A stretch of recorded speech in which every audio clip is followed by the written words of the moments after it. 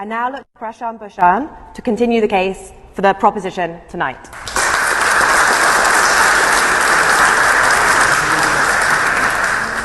Thank you, Madam President.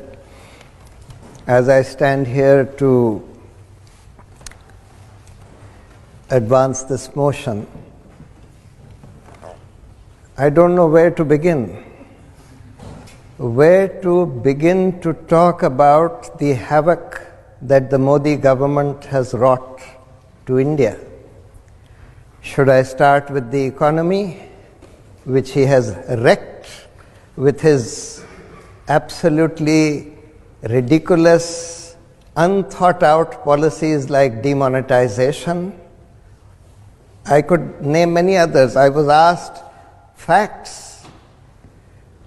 Now, this is another unique thing that the Modi government has given us.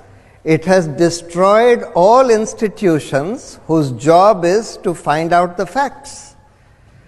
The National Sample Organization, which is supposed to come out with the figures of unemployment, that was prevented from putting out the figures for the last 2 years.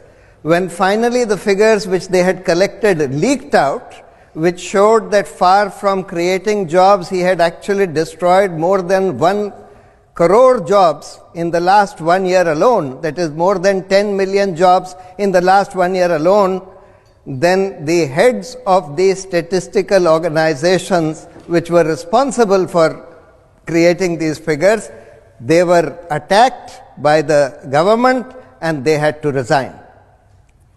So all institutions whose job is to find out the facts and put them out on the table are under attack. And then we are told to rely only on propaganda. As I said, I could start with the economy, but what he has done to Indian society, to our constitution, to our thought itself, is something far more insidious. Today we are told that there is no such thing as fact. We are told that there is no such thing as science. There is no such thing as reason. That everything depends upon the will of the people. If the people say that black is white, then black is indeed white. This is what we are being told.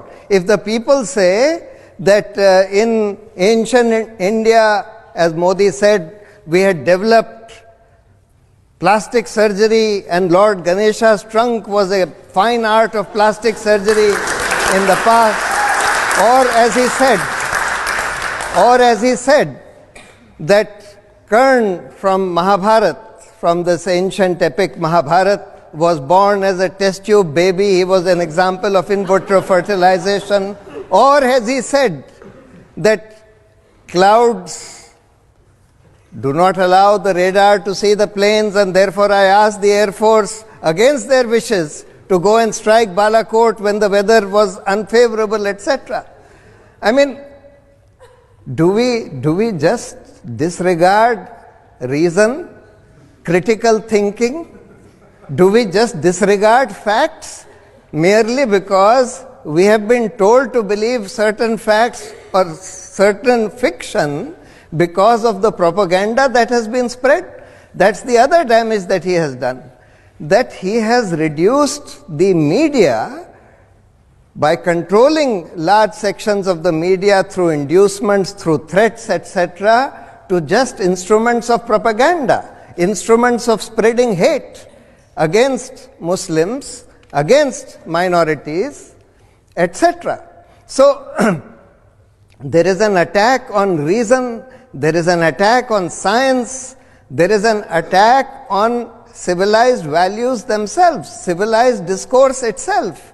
For example, if you say anything against Mr. Modi, you are likely to be lynched by mobs on the streets. If you are a Muslim, you are going to be lynched by mobs on the streets with the police just looking on.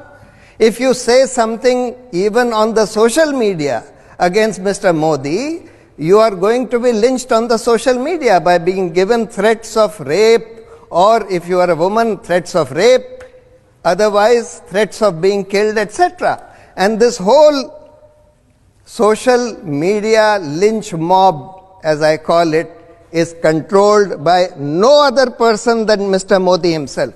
You only have to read a book called I Am a Troll, written by one of India's finest journalists, Swati Chaturvedi, to find out that this whole social media lynch mob, whose job is to spread fake news, false information, hate, and to abuse its opponents, is controlled by Mr. Modi himself, who on a daily basis gives instructions who is to be attacked today, who is to be trolled today, etc.